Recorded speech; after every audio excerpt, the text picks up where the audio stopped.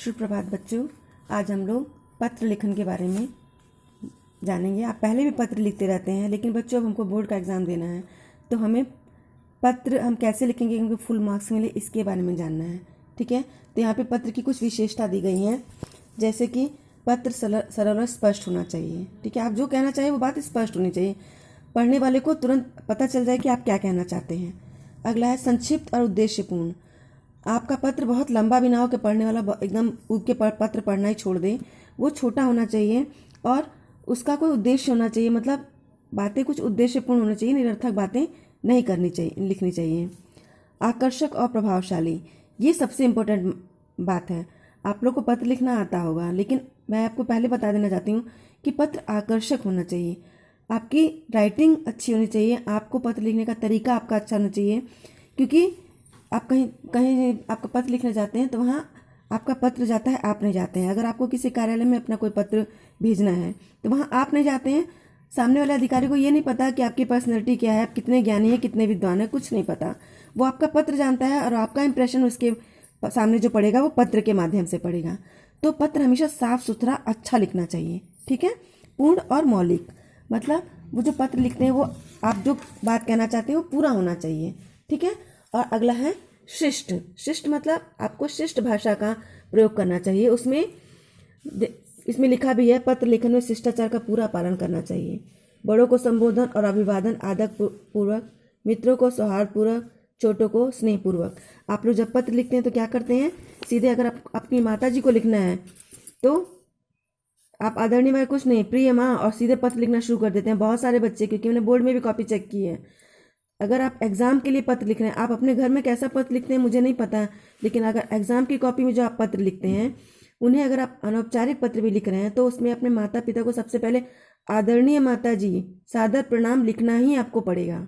ठीक है, प्रिय माँ, हेलो वेलो लिख दोगे तो वो आपके नंबर कट जाएंगे। ठीक है, पत्र के प्रकार, यहाँ पे पत्र के इन्होंने 2 प्रकार बताए हैं, पहला अनौपचारिक, दूसरा औपचारिक। अनौपचारिक का मतलब होता है ये पत्र जो अपने रिश्तेदारों को लिखते हैं, माता पिता को लिखते हैं, दोस्तों को लिखते हैं, ये व्यक्तिगत पत्र भी कहे जाते हैं। ठीक है, इसमें क्या है, सबसे पहले इसमें पता और दिनांक लिखना होता है। ठीक है, जैसे यहाँ पे देखिए लिखा भी हुआ है। पहले पता तो खैर हम लोग यहीं लिखते थे, लेकिन लास्ट में हम इधर लिख देते थे अपना नाम, लेकिन अब वो भी इधर ही लिखना है। ठीक है, संबोधन और अभिवादन, सबसे पहले पूज्य, आदरणीय, श्रेष्ठ। ये बड़ों को लिख रहे हैं तो पूज्य आदरणीय लिखेंगे। ठीक है, छोटों को लिख रहे हैं प्रिय अनुज या सखी या बहन, जो भी। ठीक है, और बड़ों को माननीय महोदय, मान्यवर भी आप लिख सकते हैं, मित्रों को लिख रहे हैं तो आप। ठीक है, अगला है पत्र की विषय वस्तु। अभिवादन के पश्चात अगली पंक्ति से पत्र की विषय वस्तु लिखी जाती है। यह पत्र का मुख्य भाग होता है। हमें जो कुछ समाचार, संदेश आदि देना होता है वह इसी के अंतर्गत लिखा जाता है। ठीक है, और लास्ट में आपको क्या करना था, यहाँ पर सब कुशल है, आशा है आप भी कुशल पूर्वक होंगे। आगे का समाचार इस प्रकार है। ठीक है, अनौपचारिक पत्र आप कोशिश करा करिए कि आपके 2 या 3 पैराग्राफ उसमें हो जाएं। ठीक है, और लास्ट में समापन। विषय वस्तु में अपना संदेश आदि लिखने के बाद संबोधन के अनुसार पत्र का समापन और स्वनिर्देश किया जाता है। ठीक है, जैसे कि लास्ट में आप लिखते हैं, अंत में दादी जी को स्नेह, आपका शुभाकांक्षी, और यहाँ पे अपना नाम। पेपर में अपना नाम कहीं लिखना नहीं होता है। ठीक है, और ऊपर लिफाफे पे आपको जो पता लिखना आता है, देखो वो इस तरह से लिखना होता है। ठीक है, सेवा में करके जहाँ पता भेजना है उनका, और यहाँ पे अपना पता। ठीक है, तो ये तो आपने जान लिया। अब कुछ पत्र हम पढ़ के देखते हैं कि हमें कैसे लिखना है। जैसे सूचना और संचार माध्यम के लोकप्रिय होते जाने के कारण पत्र लेखन के पीछे छूटे जाने पर पत्र लेखन के महत्व के संदर्भ में मित्र को पत्र, ये मित्र को पत्र कौन सा होगा, तो कौन सा होगा, अनौपचारिक पत्र होगा। ठीक है, तो यहाँ सबसे पहले आपने अपना पता लिखा, फिर प्रिय मित्र निखिल, और यहाँ पे अभिवादन, जो भी आप लिखना चाहते हैं लिखना जरूर है कुछ।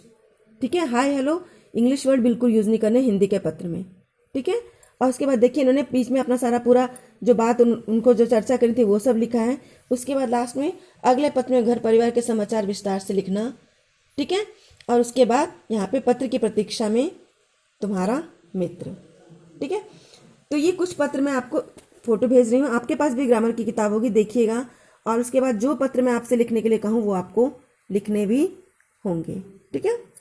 तो आपको अनौपचारिक पत्र में आज के लिए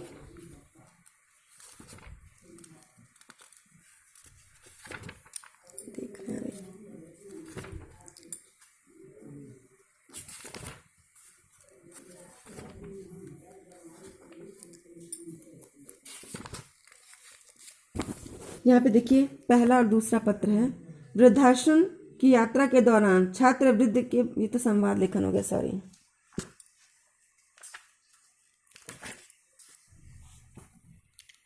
ठीक है, अपने मित्र को पत्र लिखकर समझाइए कि स्वच्छ भारत अभियान में आप और आपके मित्र कैसे सहयोग कर सकते हैं, ठीक है।